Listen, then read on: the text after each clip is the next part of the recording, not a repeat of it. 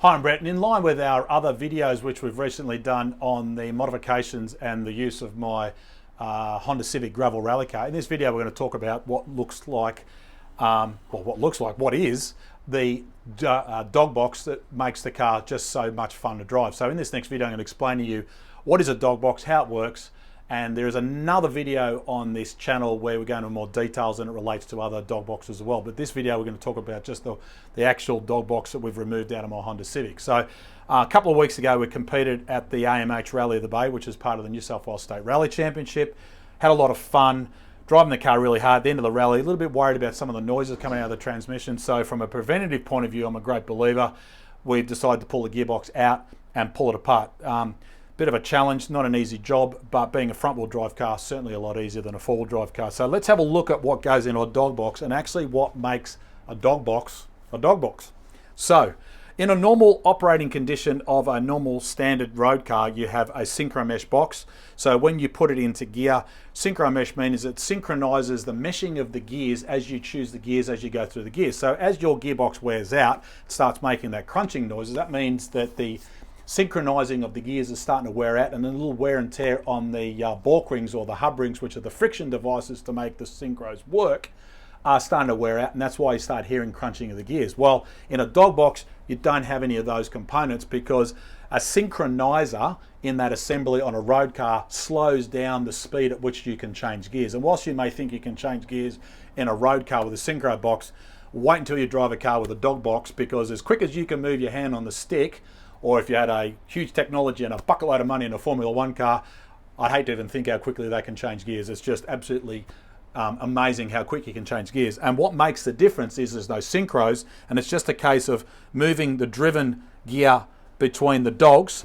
And what you can see, and we'll get down inside here, and you'll see this part here slides up and down as I change gears. So being a 5-speed dog box, it's got first, second, third, fourth, fifth, and reverse. So effectively 6 gears. So you need 3 selector forks, which slide up and down as this is all spinning. You've got to remember, when the car's driving along the road, you've got the input shaft, which comes up from underneath out of the engine, goes through the primary input shaft, and then goes down through the secondary shaft, which then connects to the cram wheel and pinion. And out this side here goes to one drive shaft to one side wheel, and the drive shaft on the other side goes to the other side. And underneath here, this crown wheel, being a Honda gearbox, is the mechanical limited slip diff. So the gears, the wheels can operate independently other when you're turning really tight corners.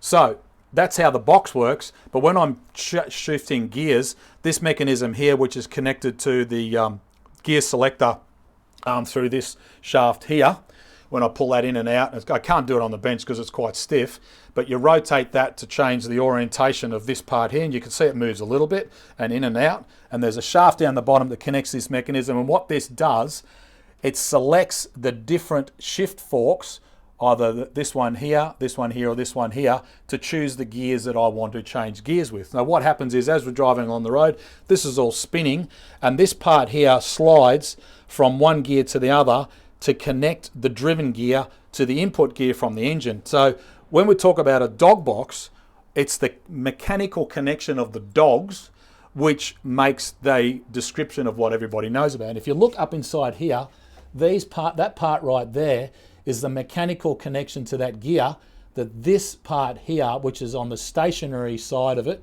which is then spinning, connects that sliding part there on this ring here, which engages that dog ring. So as I shift gears, this goes in and engages, and it actually makes a clunking noise as it goes through the gears, and you can select the gears very, very fast. Now it's got nothing to do with the design of the shape of the gear, and this is where some of the differences are. A lot of people get them mixed up.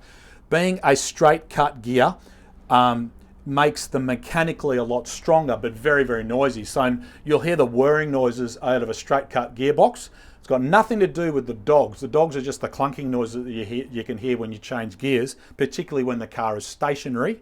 And the straight cut gears are normally associated with a dog box or a racing style dog box, because frankly I don't care how much noise it makes, I just want it to be as strong as possible and also give me as much power transferred through the box. Now on a road car, these gears, and I haven't got one to here, but if you Google a helical cut gear, you'll see what I mean. On a road car, these gears are normally at an angle, and what that does is when those gears mesh together at an angle, it reduces the noise, and of course that's what most people want on their road cars. I want a noisy gearbox.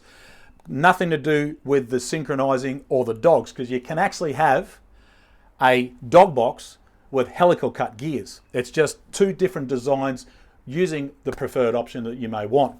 But in the case of this gear set, which is made here in Australia by PPG, make fantastic gear sets.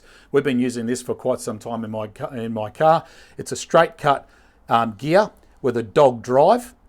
And the other big advantage of having straight cut gears is there's no side thrust.